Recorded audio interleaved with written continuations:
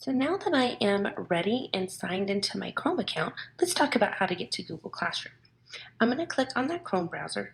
Uh-oh, if you notice, this is my mom's account again. But since I've already signed into Chrome, I can click on that icon on the taskbar and I can find my account signed in. And that's going to take me to my account now. In my account, this is the home screen that comes up as the APS website, but I want to go to www.google.com in order to access my Google apps.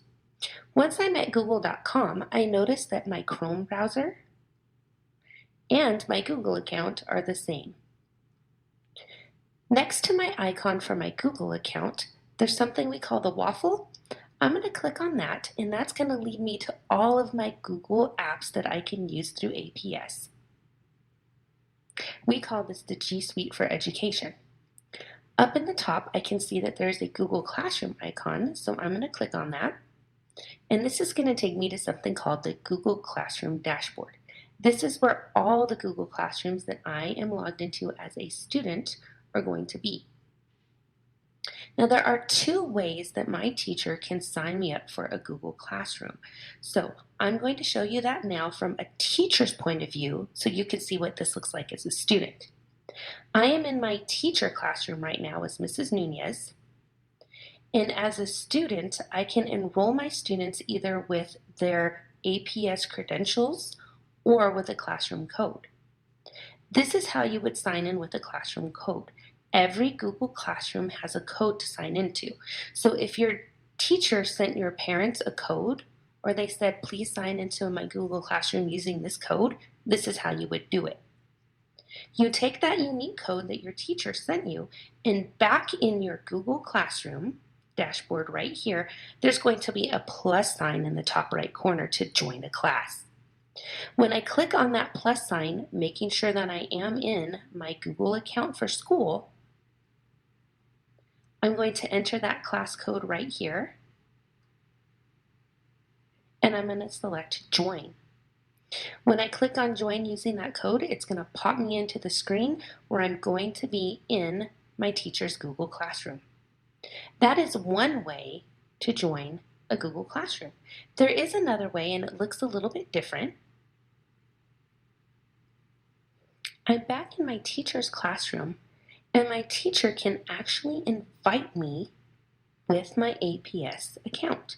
That was that number at aps.edu. I'm going to invite Elle as a student to join the Google Classroom right here as a teacher. I'm going to invite that student to join. Now, right now, APS students do not have Gmail turned on for using it like an email, but they can still join a class in this way. I'm going to go back to Elle's account as a student, and I'm going to see on my dashboard, without clicking up here or joining a class or anything, I notice that that classroom came up, and there is a join button right here in the bottom right corner. As a student, if my teacher has invited me using my APS credentials, it's going to automatically pop up in my dashboard, and all I have to do is click on the join button. It's going to push me right into that Google Classroom, just like it did before. Now I'm enrolled as a student in the classroom. Here I am in my student classroom. On the stream, this is where all of the assignments that my teacher has posted are going to send notifications and reminders to me. Now, some of your teachers may have these reminders turned off, and you'll only see a way to have a discussion with your class. These are not where you complete your assignments. Where you should be completing your assignments is in the Classwork tab of Google Classroom. In the Stream area, which is this tab right here, is where you can post information or ask questions to your class if your teacher has this option turned on. I'm going to click next to this icon, and this is where you can ask questions or post information for your class. I'm going to select Post, and students as well as my teacher can respond back to me. Teachers can also post important announcements or information here in the stream, and if your teacher has this enabled, you'll be able to reply back. Now that I've gone over the stream in Google Classroom, let's go over to the Classwork tab. The Classwork tab is where all of the activities and assignments my teacher has assigned to me are going to be. I'm going to be able to work through all of these assignments and turn them into my teacher. All of my assignments are organized by something called a topic. Topics can be set up a lot of different ways. Some ways teachers can set up topics are by subject areas like reading, math, science, and social studies. Another way they can be set up is by units, like this classroom. There's other ways right now where teachers may set up topics by activities to be completed for the week, or even activities that can be completed by each day. The activities underneath the topic can be also organized in different ways. The newest activity may be on the top, or the newest activity may be on the bottom. You're going to have to learn how your teacher has set up your Google Classroom. There are different types of activities that are available in Google Classroom, and we're going to look at those different types now and how those are turned into my teacher.